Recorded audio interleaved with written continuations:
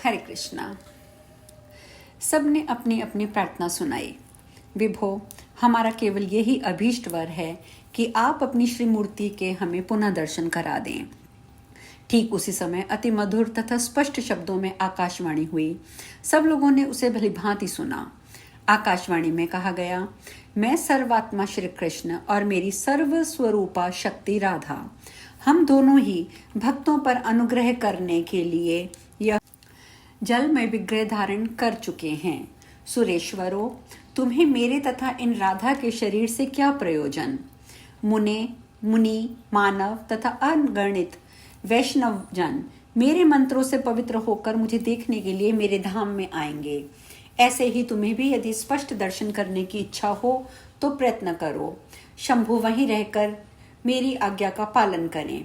ब्राह्मण, जगत गुरु, तुम स्वयं विधाता हो।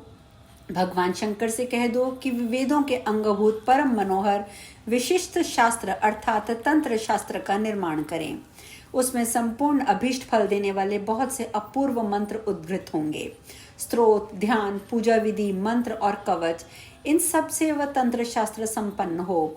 मेरे मंत्र और कवच का निर्माण करके तुम उसको यत्नपूर्वक गोपन करो। जो मुझसे विमुख हों उन्हें इसका उपदेश नहीं करना चाहिए। सैकड़ों और सहस्त्रों में कोई एक भी तो मेरा सच्चा उपासक होगा। वे भक्तजन ही मेरे मंत्र से पवित्र हों। यदि शंकर देव सभा में ऐसा शास्त्र निर्माण करने के लिए सुदृढ़ प्रतिज्ञा करते हैं तो तुरंत मेरे दर्शन तुम्हें प्राप्त हो जाएंगे। आकाशवाणी के द्वारा इस प्रकार कहकर भगवान श्री हरि चुप हो गए। उनकी वाणी सुनकर जगत की व्यवस्था करने वाले ब्रह्मा जी ने प्रसन्नता पूर्वक उसे भगवान शंकर से कहा। ज्ञानियों में श्रेष्ठ ज्ञान के अधिष्ठाता भगवान शंकर ने ब्रह्मा जी की बात सुनने के पश्चात हाथ में गंगा जल ले लिया और आज्ञा पालन के लिए प्रतिज्ञा कर ली। फिर तो वे भगवती जगदम्बा के मंत्रों से संपन्न उत्तम तंत्र शास्त्र के निर्माण में लग गए। प्रतिज्ञा पालन करने के लिए मैं वेद के सारभूत महान तंत्र शास्त्र का निर्माण करूंगा, यह विचार उनके हृदय में गूंजने लगा। उन्होंने अपना विचार व्यक्त किया कि यदि कोई मनुष्य गंगा का जल हाथ में लेकर प्रतिज्ञा करेगा और फिर उस अपनी की हुई प्रतिज्ञा का पालन नहीं करेगा तो वह कालसूत्र नामक नरक का भागी होगा और ब्रह्मा जी की पूरी आयु तक उसे वहीं रहना पड़ेगा। ब्राह्मण, गोलोक में देवताओं की सभा जुड़ी थी। उसमें भगवान शंकर जब इस प्रकार की बात कह चुके तब अकस्मात परम ब्रह्म परिपूर्णतम भगवान श्री कृष्ण भगवती श्री राधा के साथ वहां प्रकट हो गए। उन पुरुषोत्तम भगवान श्री हरि के प्रत्यक्ष दर्शन करने पर देवताओं की प्रसन्नता की सीमा नहीं रही। वे उनकी स्तुति करने लगे। इसके बाद उपस्थित देवताओं ने अत्यंत आनंद में भर के फिर से उत्सव मनाया। तत्पश्चात समय अनुसार भगवान शंकर के शास्त्र दीप का शास्त्रीय मत को प्रकाशित करने वाला सात्विक तंत्र शास्त्र का निर्माण किया। नारद, इस प्रकार संपूर्ण गोप्य प्रसंग में तुम्हें सुना चुका। यह सब के लिए अत्यंत दुर्लभ है। वे ही पूर्ण ब्रह्म भगवान श्री कृष्ण जल रूप होकर गंगा बन गए थे। गोलोक से प्रकट होने वाली गंगा का यही रहस्य है। यूं भगवान श्री राधा कृष्ण ही गंगा के रूप में प्रकट हुए हैं। श्री राधा और श्री कृष्ण के अंग से प्रकट हुई ये गंगा भुक्ति और मुक्ति दोनों ही देने वाली है। परमात्मा श्री कृष्ण की व्यवस्था के अनुसार जगह जगह रहने का सुअवसर इन्हें प्राप्त हो गया। श्री कृष्ण स्वरूपा इन आदरणीय गंगा देवी को संपूर्ण ब्रह्मांड के लोग पूजते हैं। नारद जी कहते हैं, सुरेश्वर, कली के 5000 बीत जाने पर गंगा का कहाँ जाना होगा? महाभाग, यह प्रसंग बताने की कृपा करें। भगवान नारायण ने कहा, नारद, सरस्वती के श्राप से गंगा भारतवर्ष में आई। श्राप की अवधि पूरी हो जाने पर वह पुनः भगवान श्री हरि की आज्ञा से वैकुंठ चली जाएंगी। ऐसे ही सरस्वती भारतवर्ष को छोड़कर श्री हरि के धाम में पधारेंगी। श्राप समाप्त हो जाने पर लक्ष्मी का भी भगवान के पास पधारना होगा। नारद, ये ही गंगा, सरस्वती, लक्ष्मी भगवान श्री हरि की प्रेयसी पत्नियां हैं। ब्राह्मण, तुलसी सहित 4 पत्नियां वेदों में प्रसिद्ध हैं। नारद जी ने पूछा, भगवान श्री हरि के चरण कमलों से प्रकट हुई गंगा देवी किस प्रकार परम ब्रह्म के कमंडलों में रहीं और शंकर के प्रिया होने का सुअवसर उन्हें कैसे मिला?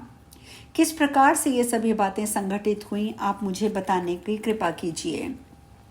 नारायण मुनि बोले, नारद, पूर्व काल में जलमयी गंगा गोलोक में विराजमान थी। राधा और श्री कृष्ण के अंग से प्रकट हुई ये गंगा उनका अंश तथा उन्हीं का स्वरूप है। द्रव की अधिष्ठात्री देवी के रूप में अत्यंत सुंदर रूप धारण करके भूमंडल पधारी। उस समय भूमंडल में उनके रूप लावण्य की कहीं तुलना नहीं थी। उनका शरीर नूतन यौवन से संपन्न था। उनके सभी अंग रत्नमय अलंकारों से अलंकृत थे। शरत ऋतु में मध्याह्न काल में खिले हुए कमल की भांति उनका मुस्कान भरा मुख परम मनोहर था। उनकी आभा तपाए हुए सुवर्ण के सदृश थी। तेज में वह शरत काल के चंद्रमा को भी परास्त कर रही थी। मनोहर से ही मनोहर उनकी कांति थी। उन्होंने शुद्ध सात्विक स्वरूप धारण कर रखा था। विशाल दो नेत्र अनुपम शोभा बढ़ा रहे थे। अत्यंत कटाक्षपूर्ण दृष्टि से वे देख रही थी। सुंदर अलका वाली शोभा बढ़ा रही थी। उन्होंने मालती के पुष्पों का मनोहर हाल पहना था। उनके अधरहोष्ठ इतने सुंदर थे मानो दोपहरिया का विकसित फूल हो। दांतों की अत्यंत उज्जवल पंक्ति पके हुए अनार की भांति चमक रही थी। अग्नि शुद्ध दो दिव्य वस्त्रों को धारण कर रखा था। ऐसी वे गंगा लज्जा का भाव प्रदर्शित करती हुई भगवान श्री कृष्ण के पास विराजमान हो गईं। वे आंचल से अपना मुंह ढककर निर्मिमेश नेत्रों से भगवान के मुख रूपी अमृत का निरंतर प्रसन्नता पूर्वक पान कर रही थी। उनका मुखमंडल प्रसन्नता से खिल रहा था। भगवान श्री कृष्ण के रूप में उन्हें बेसुध और अत्यंत पुलकायमान बना दिया था। इतने में भगवती राधिका वहां पधार कर विराजमान हो गईं। उस समय राधा के साथ असंख्य गोपियां थीं। राधा की कांति ऐसे थी मानो करोड़ों चंद्रमाओं की ज्योत्सना एक साथ प्रकट हो। वे उस समय क्रोध की लीला करना चाहती थीं, अतः उनकी आंखें लाल कमल की तुलना करने लगी। उनका वर्ण पीले चंपक की तुलना कर रहा था तथा उनकी चाल ऐसी थी मानो मतवाला गजराज हो। अमूल्य रत्नों से बने हुए नाना प्रकार के आभूषण उनके श्री विग्रह की शोभा बढ़ा रहे थे।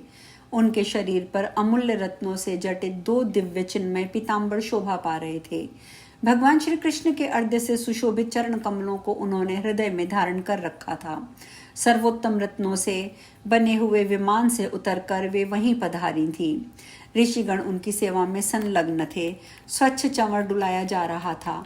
कस्तूरी के बिंदु से युक्त चंदनों से समन्वित प्रज्वलित दीपक के समान आकार वाला बिंदु रूप में शोभायमान सिंदूर उनके ललाट के मध्य भाग से शोभा पा रहा था। उनके सीमांत का निचला भाग परम स्वच्छ था। पारिजात के पुष्पों की सुंदर माला उनके गलों में सुशोभित थी। अपने सुंदर अलकावली को कपाती हुई वे स्वयं भी कंपित हो रही थी। रोष के कारण उनके सुंदर राग युक्त ओष्ठ फड़क रहे थे। भगवान श्री कृष्ण के पास जाकर वे सुंदर रत्नमय सिंहासन पर विराजित हो गई। उनको पधारे देख भगवान श्री कृष्ण उठ खड़े हुए और कुछ हंसकर आश्चर्य प्रकट करते हुए मधुर वचनों में उनसे बात करने लगे। उस समय गोपों के भय की सीमा नहीं रही। नम्रता के कारण कंधे झुके उन्होंने भगवती राधिका को प्रणाम किया और वे उनकी स्तुति करने लगे। परम ब्रह्म श्री कृष्ण ने भी राधिका की स्तुति की। गंगा भी तुरंत उठ खड़ी हो गई और उन्होंने राधा जी का स्तवन किया। उनके हृदय में भय छा गया था। अत्यंत विनय प्रकट करते हुए उन्होंने राधा से कुशल पूछी। वे डरकर नीचे खड़ी हो गईं। उन्होंने ध्यान के द्वारा मन ही मन श्री कृष्ण के चरणाविंदों की शरण ली। गंगा के हृदय स्थित कमल के आसन पर विराजमान भगवान श्री कृष्ण ने उस समय डरी हुई गंगा को आश्वासन दिया। इस प्रकार सर्वेश्वर श्री कृष्ण से वर पाकर देवी गंगा स्थिर चित हो गईं। अब गंगा ने देखा देवी राधिका ऊंचे सिंहासन पर बैठी हैं। उनका रूप मनोहर है। वे देखने में बड़ी सुखप्रद हैं। ब्रह्म तेज से उनका श्री विग्रह प्रकाशमान हो गया। वे सनातनी देवी सृष्टि के आदि में असंख्य ब्रह्माओं की रचती हैं। उनकी अवस्था सदा 12 वर्ष की रहती है।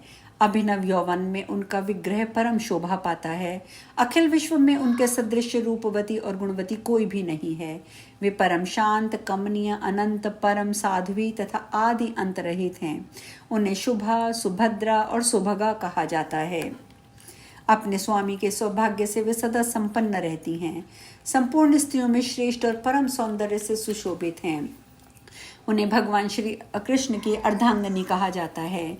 तेज, अवस्था और प्रकाश में वे भगवान श्री कृष्ण के ही समान हैं। लक्ष्मीपति भगवान श्री विष्णु ने लक्ष्मी जी को साथ लेकर उन महालक्ष्मी की उपासना की है।